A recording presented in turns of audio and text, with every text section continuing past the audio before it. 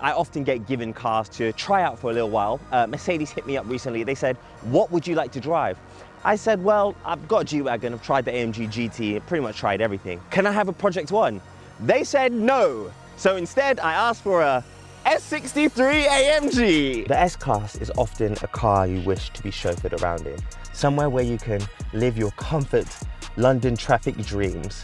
Somewhere where you can isolate yourself from the exterior.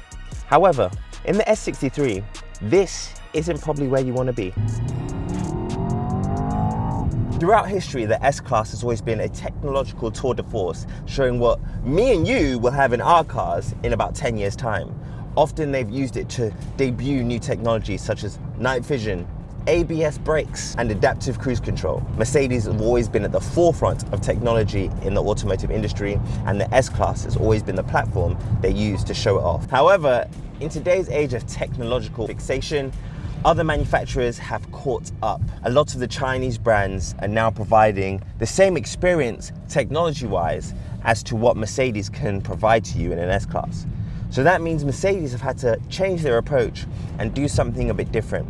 They've had to make the S-Class a better S-Class than the S-Class.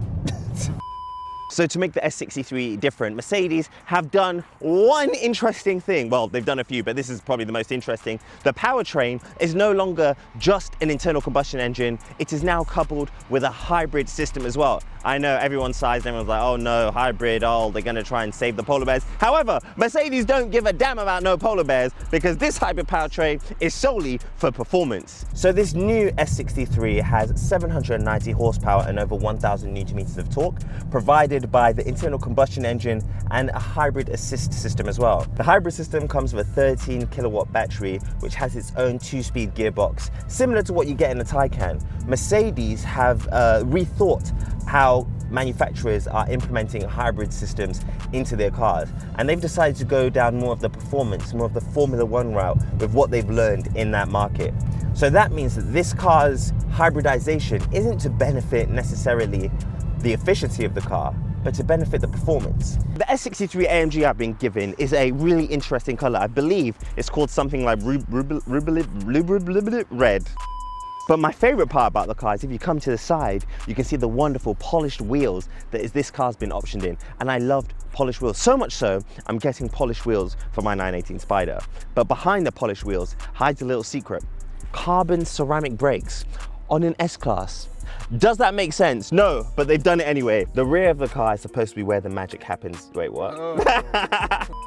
The rear of the car is supposed to be the exciting part of the S-Class. So you get your own panoramic roof that you can control separately from the driver's panoramic roof. You get seats that you can recline or incline. It is very comfortable back here though. It's a place that you want to be when you're driven around. However, something I find with the S-Class, the S63 specifically, is that it's slightly too firm. So to demonstrate it, I've devised a test. So milady, I have the temperature set to 22 degrees and we should arrive shortly. There might be a build-up of traffic on the way, so I've decided to take the country roads. There is a champagne flute in the rear, filled with our finest champagne, Dom Perignon. And we're gonna see if it can withstand not speedy driving, but I don't know, brisk driving. Tommy, please don't let me spill this everywhere, because this is gonna go all over. Let's see what happens. We're in the car's most comfortable mode, cruising along. We're having a relaxed cruise, and then we realize that we're going to be late to our destination. Instead, we take the country roads, and we decide to pick up the pace. I know that this car is a luxury S-Class, so I expect it to be as comfortable as possible, no matter what speed I'm doing. Now, I'm not going to throw around the corners, but I'm going to pick up the pace quite well. I mean, it's doing well so far. No, that's actually really good. Oh, okay. Now, Sport Plus mode.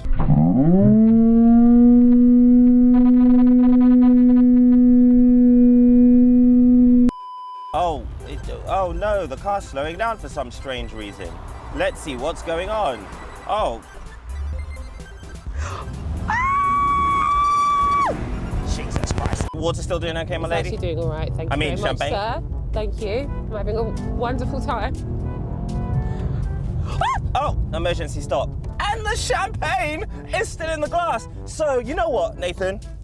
I stand corrected. I feel like in the front, it may feel firmer than in the rear. I feel like they've done it so there's feedback. I'm feeling the wheel. I'm feeling the seats holding me in place. All right, my lady, we've arrived at the destination. I will proceed to let you out of the car. My lady. Thank you very much. Toodaloo. Wonderful. Hope you enjoyed your journey. I did, it was great, thank you. All right, see you later. Tommy. He's actually just left me. This car is outstanding, and I think I've realized that in the back of the car, it doesn't feel as comfortable as in the front. Although we did notice something. The faster you go, the more comfortable it seems. I feel like the dampers react better at high speed and are tuned for more high-speed cruising than they are for low speed. Because at low speed, it felt like we were getting thrown around when we go over speed bumps and all that stuff. It felt like the car was just a bit too stiff, but now we're driving at like enthusiastic speeds. It feels a lot better. Up front, the car comes with a slew of features that make owning and driving the S63 a thing of wonder. Not only do you get this tablet-style screen that percolates itself from the rest of the dash, I just do not understand this design. It looks cool. Catches glare sometimes. You have a heated steering wheel, heated and cooled seats. You also, if you press the comfort section on this display here, get driver and passenger massage. Ambient lighting, as always in the modern Mercedes Benz, is massively over-exaggerated. There's ambient lighting everywhere in this car. Like everywhere you can imagine a light being, they've somehow managed to put it. Essentially what this car is your butler. They cater to you, make sure that you can do things in comfort and that anything you need, you can have. But also, they decided to take in steroids and learn Mai Tai. If you want to be chauffeured, you can get a regular S500 or S550, whatever it's being called now. If you really want to be chauffeured in luxury, you can get a Maybach.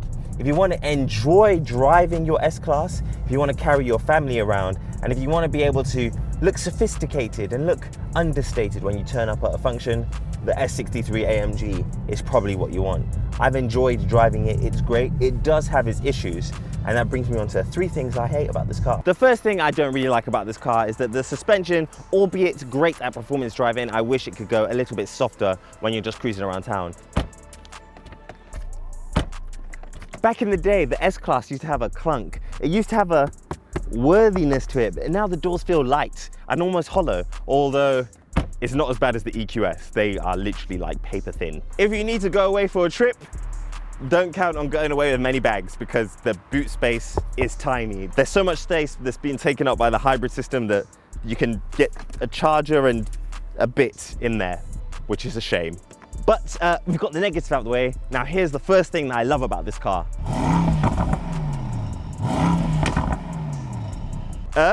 It sounds sick, right? The S63 decided to keep the V8 so it gets that V8 sound. That sounds better than a lot of cars. The next thing I love about this car is that the amount of technology on the interior. I'm a massive technology fan.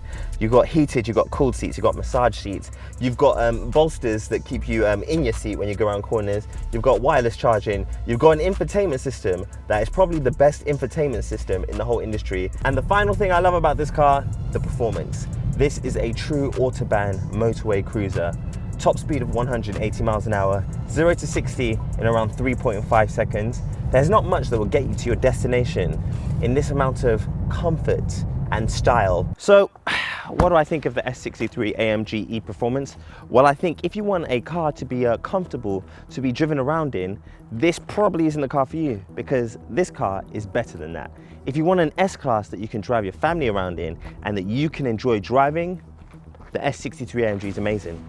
Although it costs 180,000 Great British pounds. You could just get like an S500. But if you really want to enjoy driving, you get a Porsche Panamera. Or this. This is a really cool car though. Like I would buy one if I had absurd amounts of money and I wanted to just have one. Or you could just get an S500. It's a very niche market, guys, come on.